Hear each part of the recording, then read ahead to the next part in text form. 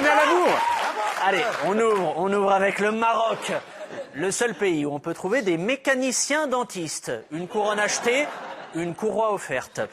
C'est l'heure du premier bilan pour la visite d'Emmanuel Macron au Maroc. Visite dont l'objectif a été de réaffirmer l'amitié franco-marocaine, de cicatriser les plaies du colonialisme et puis bien sûr de partager nos deux cultures. Pour ça, le président était accompagné de personnalités médiatiques, parmi lesquelles ces deux personnes, le comte Olaf des orphelins Baudelaire et sa femme. Et puis, bien sûr, dans l'entourage du président, des ministres, 9 au total, dont Rachida Dati, qui s'est rendue là-bas avec son avion privé qu'on voit ici.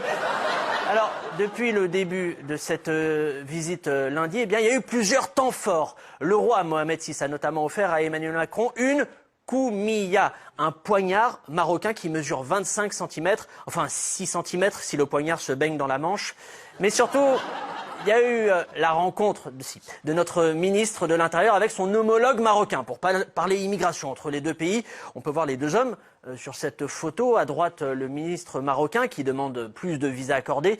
Et puis à gauche, Bruno Retailleau qui demande pour votre golden menu, plutôt frites ou potatoes? Lors de cette conférence, le ministre de l'Intérieur a demandé à ce que le Royaume fasse un effort sur le dossier des OQTF. En échange, la France s'engage à ce que le Crous arrête d'appeler ce plat un tagine. On enchaîne. C'est le Crous. On enchaîne. J'ai pas le temps, Yann. On enchaîne avec les coureurs du Tour de France. Les seuls athlètes qui stockent des nouilles chinoises dans leur molette. Le trajet de l'édition 2025 du Tour a officiellement été dévoilé hier. Et cette année, encore, le défi s'annonce de taille. 3320 km de vélo pour les coureurs, 15 000 heures de sieste pour les téléspectateurs.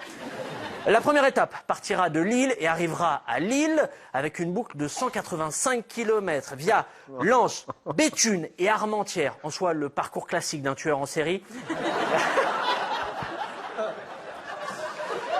Vas-y, continue. La course retournera ensuite en Bretagne pour la première fois depuis 2021. Le peloton devra alors s'attaquer au plus haut col de la région qui culmine à, écoutez bien, 27 cm. En bref, dans l'actu, et c'est très sérieux, la chanteuse Adèle a révélé être partiellement sourde après avoir contracté une infection à l'oreille.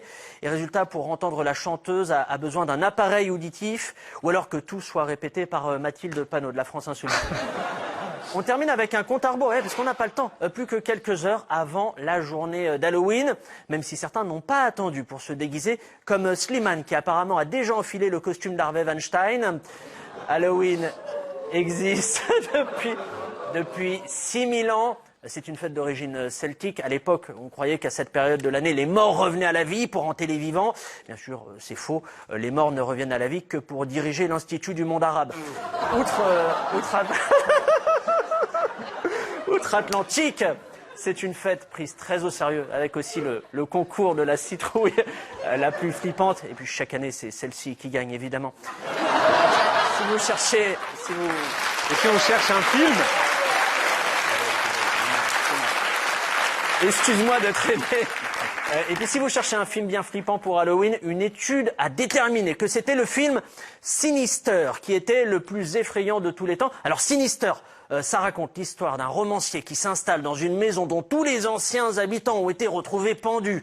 Alors je sais ce que vous allez me dire, où exactement dans les Ardennes?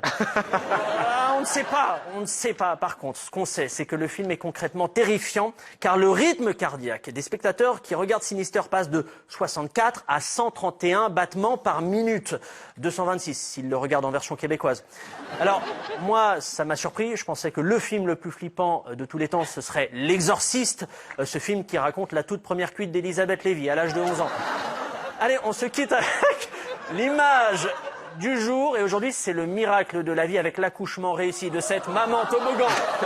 Vous savez tout. Moi, je vous dis à la semaine prochaine, car d'ici là, vous ne saurez plus rien. On n'a pas le temps.